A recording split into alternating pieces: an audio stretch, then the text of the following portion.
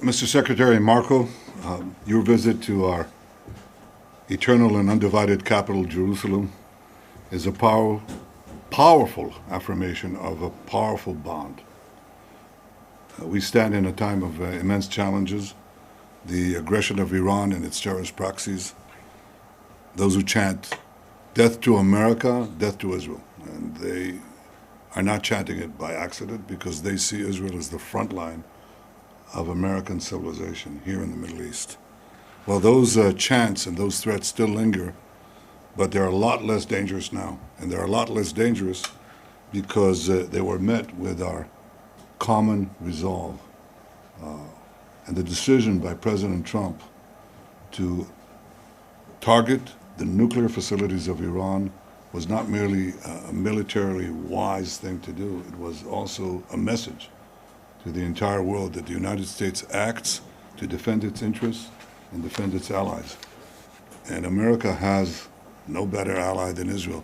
It's obvious that Israel has no better ally than America. You've been a remarkable partner, and our alliance, I think, has been forged for ages. President Trump says, he said to me the other day, he said, remember October 7th. That's what he said. It's like, remember the Alamo, remember October 7th. And we remember. We remember the savagery, we remember the incredible massacre of the innocent. We remember our hostages, and we're committed to bringing all of them home, the living and the dead. And we appreciate all the help that President Trump and you have given us in this sacred task. We remember Hamas, and we know that we must defeat them and ensure that they no longer are enabled to turn Gaza into a threat to Israel. They no longer should be there. Your presence here in Israel today is a clear message that America stands with Israel. You stand with us in the face of terror, in the face of the incredible, I would almost say, Middle Ages lies that are directed against us, the rising anti-Semitism in the world, and the really the weak governments that are putting pressures on us because they collapse under the pressure of Islamist minorities and incredible vilification. I want to thank you personally for your unwavering support of Israel's right to defend itself, for standing firmly against those who seek to isolate and demonize our nation. And I'd like once again to extend our deepest gratitude to a great friend of Israel, a personal friend of mine, President Donald J. Trump. The president has shown consistent leadership, moral clarity, and bold actions that have strengthened the alliances between our nations as never before. The American-Israeli alliance has never been as strong as it is now. And the president has been an outstanding global leader. He's really transforming the world to better all of us. And I can again repeat what I've said time and time again. He's the greatest friend that Israel has ever had in the White House. We will continue to act together with great force and great determination to protect our countries, and I may add, to protect our common civilization, because we're engaged in a battle of civilization against barbarism. And the alliance between our nations remains as enduring and unshakable as the stones of the Western Wall we visited yesterday. We will forever cherish this friendship. And I want to say, Mr. Secretary, thank you. May God protect you, bless you, and bless your family. May God bless America, may God bless Israel, and may God bless our enduring alliance. Thank you, Mr. Prime Minister. And first of all, let me say on behalf of the President of the United States, President Trump, I want to thank you for your friendship and for the friendship that Israel has shown towards the United States, and so many issues we work on together that extend beyond the causes of war and peace, but advances in technology, advances in economics, and those remain strong and enduring and unwavering, and not enough attention gets paid to those links, the economic links, the cultural links. We're here today, by the way, later this evening to inaugurate and to open to the world perhaps one of the most important archaeological sites in the planet, and one that has deep meaning to so many people in the United States as well, in the Pilgrim's Road over at the City of David. And so it's an honor to be here and be a part of that. As far as the President's been clear on the ongoing issues in Gaza, and that is that every single hostage, both living and deceased, needs to be home immediately. Hamas can no longer continue to exist as an armed element that threatens the peace and security, not just of Israel, but of the world, and that the people of Gaza deserve a better future, one that cannot begin until Hamas is eliminated and until all of the hostages, both living and deceased, are home. And he remains committed firmly to that objective. And that's what we seek to talk about today, have talked about today, and will continue to talk about, and that is the road forward on how to achieve those things. Those objectives remain. Those objectives remain in place. Beyond that, obviously, we cooperated and were involved together just a few weeks ago on the issue of Iran and Iran's desire to possess not just nuclear weapons, but short and mid-range missiles with the capability of threatening our presence here in this hemisphere, in this region, and of course the safety and security of the Jewish state. But I would venture to say a threat that actually extends well beyond that, to the kingdoms of the Gulf, and eventually even into Europe. In fact, some of the missiles they're trying to develop now can already range countries in Europe. And so a nuclear Iran governed by a radical Shia cleric that possesses not just nuclear weapons potentially, but the missiles that could deliver those weapons far away, is an unacceptable risk, not just for Israel, not just for the United States, but for the world. And that is that's why the President continues with our campaign of maximum pressure. There will continue to be maximum economic pressure on Iran until they change course. That's why we are encouraged to see our partners in Europe begin the process of snapping back sanctions on Iran. They are clearly out of compliance with what was already a flawed deal to begin with, and we encourage them to continue down that road. We 100% support that. That is exactly what needs to happen, and we remain firmly committed, as I said, to the President's objective, which he's been abundantly clear on, and I want to repeat. At the end of the day, no matter what has happened or happens, the objective remains the same, and that is all 48 of those hostages, both living and deceased, need to be home. They need to be returned. They never should have been taken. What happened on October 7th was an act of unparalleled barbarism, and what's happened since then have been repeated acts of unparalleled barbarism on the part of Hamas. Hamas needs to cease to exist as an armed element that can threaten the peace and security of the region, and the people of Gaza deserve a better future, but that better future cannot begin until Hamas is eliminated. That better future and that kind of peace is not even possible until the hostages are released, all of them, every single one. And so that's what we continue to be focused on. That's what the President wants to see happen, and that's what you can count on our unwavering support and commitment to see come to fruition. Thank you. Thank you very much. Mr. Secretary, do you think that it's possible to military dismantle? Thank you. Can you just state your name and the outfit you're from? Yeah, sure. Hi. Where are you from? Yeah, I'm from Israel. Okay. My name is Liza Rozovsky. I'm from Haaretz. And I want to ask if you still think that the military dismantlement of Hamas is possible. Well, Hamas can surrender tonight if they want, lay down their weapons. The problem is they're a terrorist group, a barbaric group, whose stated mission is the destruction of the Jewish state. So we're not counting on that from happening. Look, I think we would all, every single person I know, I don't know of anyone who would not rather see a negotiated settlement in which Hamas agrees to no longer be a terrorist group, lay down their arms, free the hostages, by the way, not just the hostages that they're holding from Israel, but frankly, the people of Gaza that they're also holding hostage as human shields. So that would be the ideal outcome, one we would all like to see. It's one that's been worked on. But I think we have to be prepared for the fact that savage, terrorists don't normally agree to things like that. But we'll continue to pursue that route. It's the ideal outcome, but it may require ultimately a concise military operation to eliminate them. We have to remember who we're dealing with here, and that is a group of people that have dedicated their lives to violence and barbarism. And when you're confronting that hard reality, as much as we may wish that there be a sort of a peaceful diplomatic way to end it, and we'll continue to explore and be dedicated to it, we also have to be prepared for the possibility that that's not going to happen. Yeah, go ahead. איתמר אייכנר, ynet וידיעות אחרונות. מר נתניהו, האם ישראל עדכנה את ארצות הברית לפני המתקפה בדוחה. And a question to Secretary Rubio. Did you ask Israel not to advance with its military maneuver in Gaza and not to repeat of attack in Qatar? Well, I've said repeatedly that Israel's decision to act against the Hamas terrorist leadership in Qatar was a wholly independent decision by Israel. It was a decision taken by me and our top security force chiefs. It was conducted by us, and we assume full responsibility for it because we believe that terrorists should not be given a haven, and the people who planned the worst massacre of the Jewish people since the Holocaust cannot have immunity.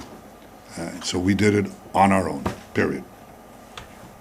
All I would add is that we are focused on what happens now, what happens next, what role can Qatar play possibly in reaching an outcome here that leads not just to the end of this hostilities, not just to the release of all of the hostages, both living and deceased, not just the disarmament and elimination of Hamas, but also a better future for the people of Gaza, which isn't possible as long as Hamas exists, which isn't possible as long as 48 hostages are being held.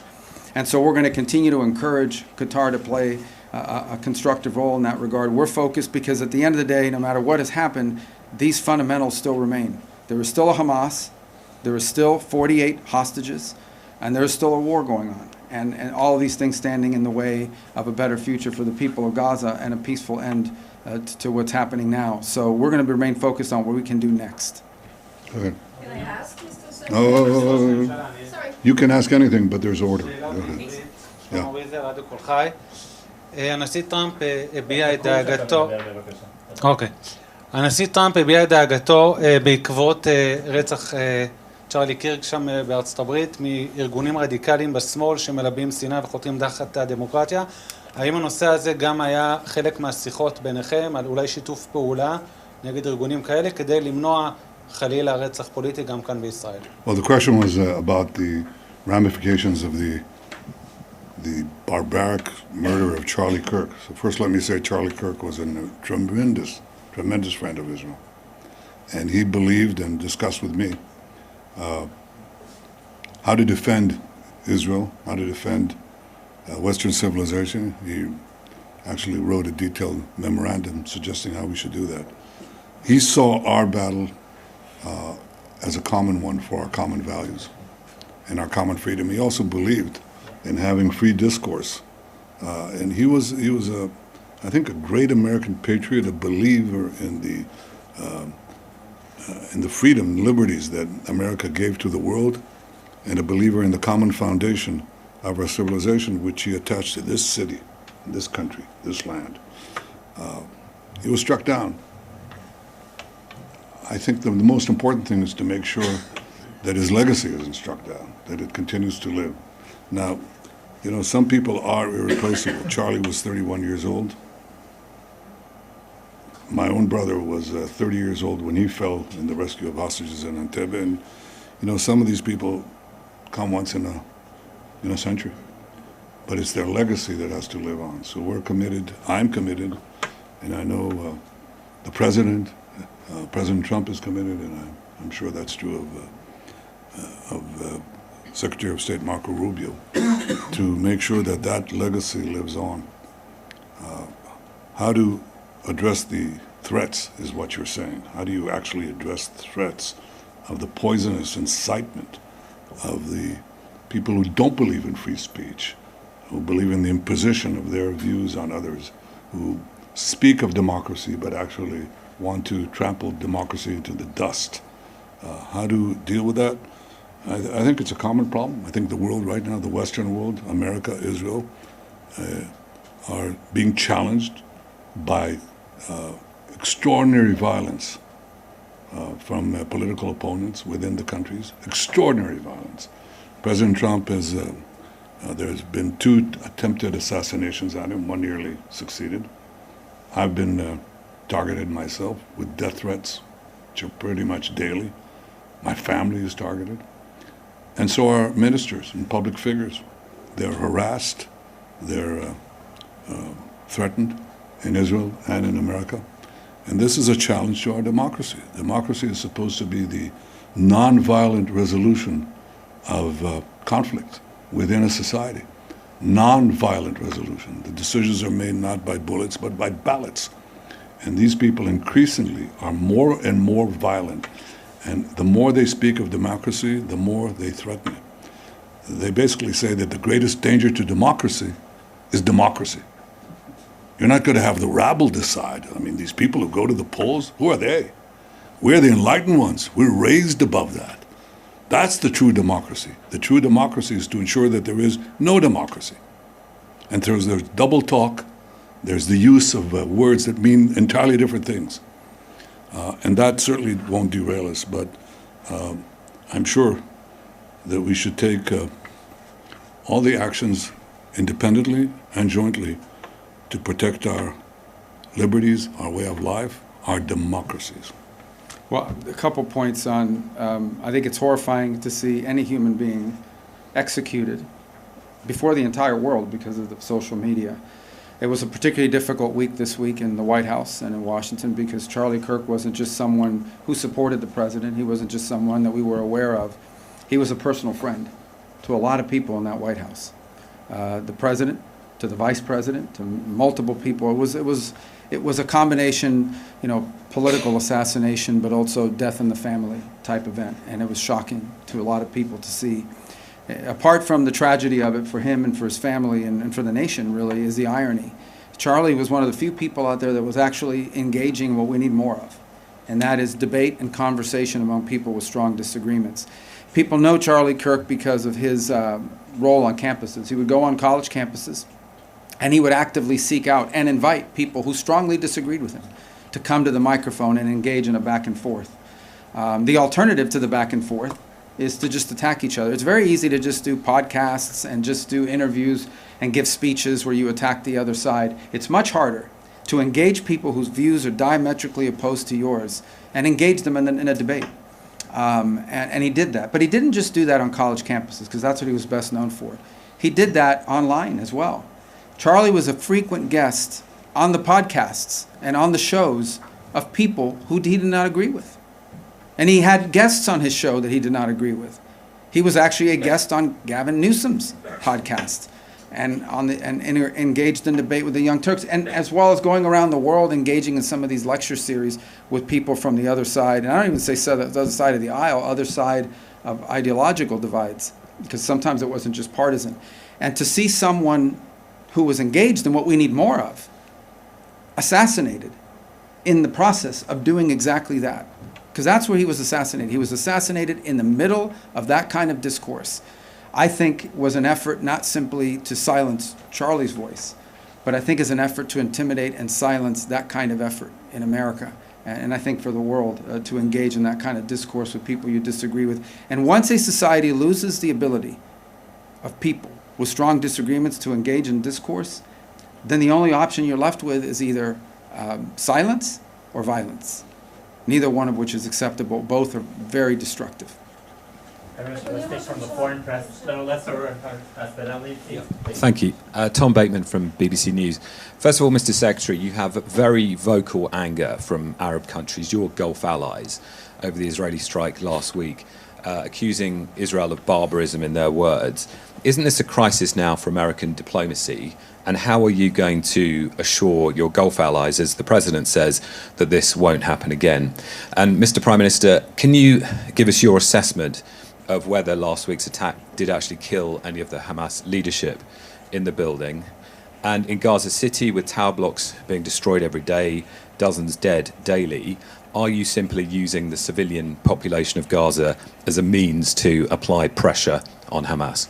Well, let me begin with a question you asked me, and that is, we have strong relationships with our Gulf allies. We work very closely with them on a number of things. We've been engaged with them. We've been engaged with them consistently before what happened and after what happened.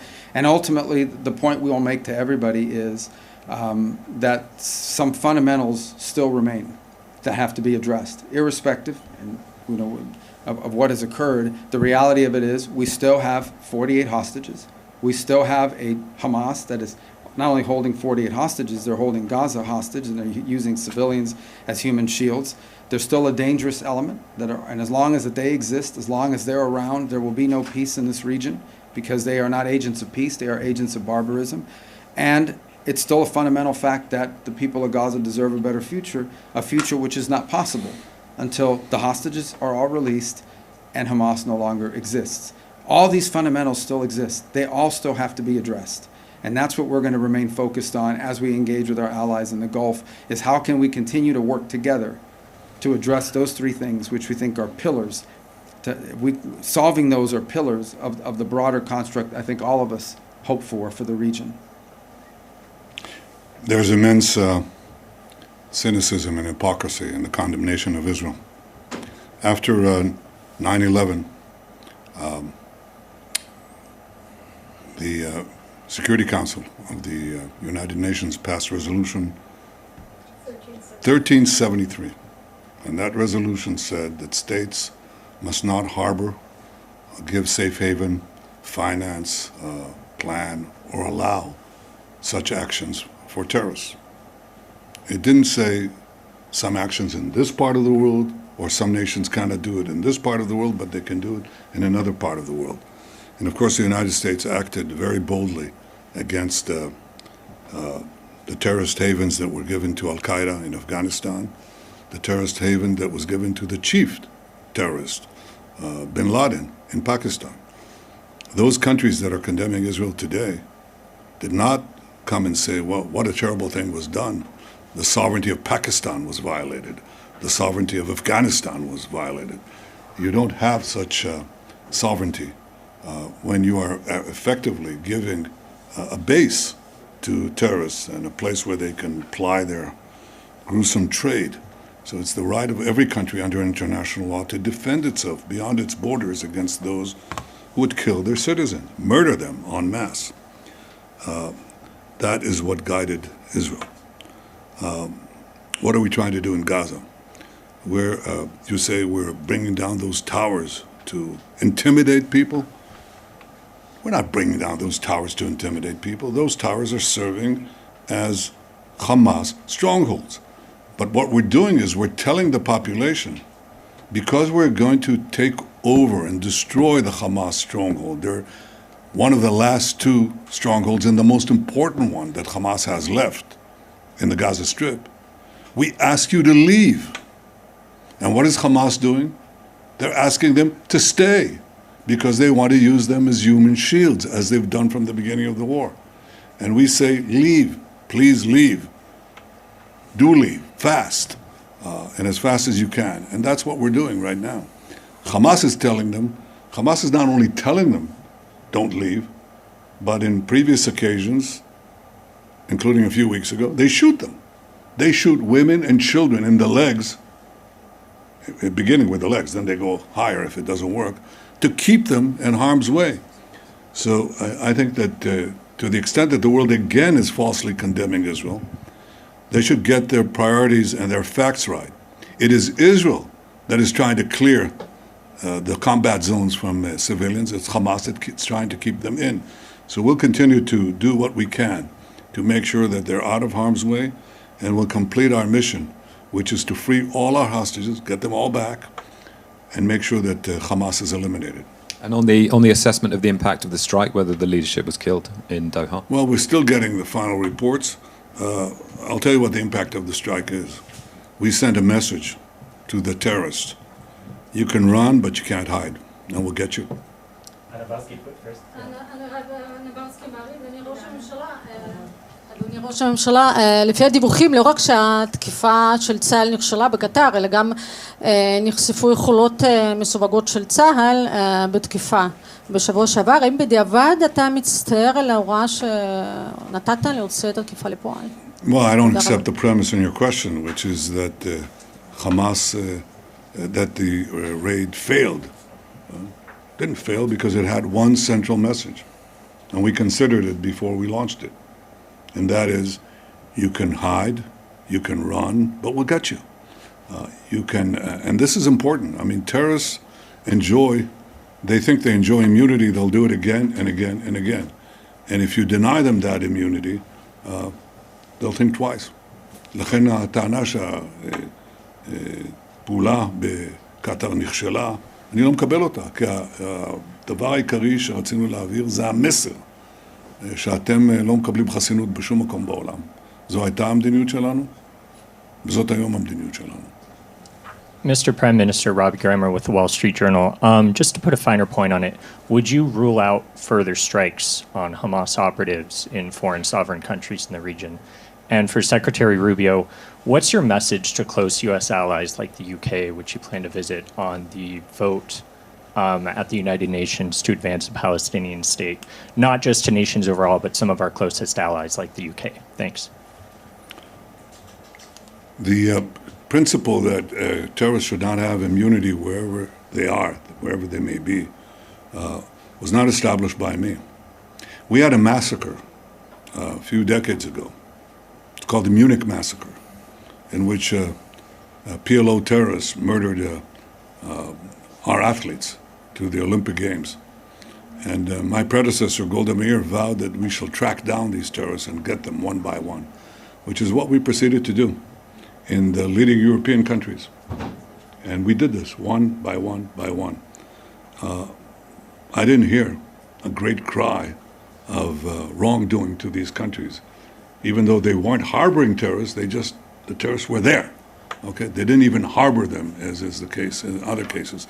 The terrorists happened to be on that soil, and we acted, which is what democracies do, including the leading democracy, when they have the ability to target terrorists to threaten their civilians. So this is a principle we established. It's a principle we follow. It hasn't changed. On your question, these things that people are doing and these different countries are doing at the United Nations, first of all, they're largely being done because of their own domestic politics. Second of all, they're largely symbolic. They have really no impact whatsoever in bringing us any closer to a Palestinian state. The only impact they actually have is it makes Hamas feel more emboldened. It makes other elements like Hamas feel more emboldened. It actually has made it harder. It's actually served as an impediment to peace. In the past, we have seen when these statements have come out, maybe there's a negotiation going on. Maybe you think you've actually made some progress on getting some hostages released or an end to the war. And then these things come out, and all of a sudden these groups back off. In many cases, walk away. Hamas has walked away from agreements that they actually had tacitly agreed to. But then they see the sort of international support they believe they're getting and they walk away from it. So we've warned of two things. One, it actually makes it harder to negotiate when those negotiations were occurring, and because it emboldens these groups. And the second is we've warned them that there will be an Israeli counter-reaction to those moves, and we've seen some of that happen as well. So I think these things have actually made it harder to end this war and this conflict, not easier. And we've expressed that to them. I've expressed that to them directly on multiple occasions, and I'll continue to do it. Now, they're going to do what they want, and they're going to continue to do what they're doing, but I'm telling you, it's actually hurting the cause they think they're furthering. Two last questions. Let's take one for the foreign press and one from the Israeli press. You take it. Go ahead. You tell them. Go ahead. It's fine. Thank you. Secretary, I wanted to ask, I know you mentioned prior to the trip that the focus of the trip was not the Israeli plans for the operation in Gaza City, but I was wondering if you could tell us if that's something, and Mr. Prime Minister, good to see you again, if this is something that came up in your discussions in terms of the U.S. view on the announced Israeli plans for military operations in Gaza City, and what the U.S. view is about this idea of, as some have talked about, a Gideon's Operation Gideon's Chariot kind of 2, or a continuation of the offensive, or an expansion of the offensive, potentially this month in Gaza City. Yeah. Thank you. The best way for me to put it to you is that the purpose, of our conversations have been about what the president. I'll restate what the president has repeatedly said. He wants every single hostage released. He wants Hamas eliminated as a threat, and he wants to then have the United States be helpful in rebuilding Gaza for the future that's going to be peaceful and prosperous, and not have elements like Hamas operating. That's the goal. Now, how do we achieve that? How do we get there? That's what we're always talking about. That's what we talked about today. And that's going to continue to be the focus of our engagement in this. We want all of the hostages out, all of them, every single one of them, both living and deceased, all of them. There should never have been hostages. This should never have happened. Okay, this happened because on October 7th, these animals, these barbaric animals, conducted this operation, and against innocent people that had nothing to do with any of this. And that's why this all started. We've forgotten that. People have forgotten that that's where this all began. That's why the president keeps saying, remember October 7th. We wouldn't even be having these conversations right now if these barbarians had not done what they did. So this is what brought us to this point. It needs to end. And how does it end? It ends by eliminating the people who did it, by ending them as a threat. It ends by releasing every single hostage, both living and deceased. There should never have been a hostage. There should not be a hostage now.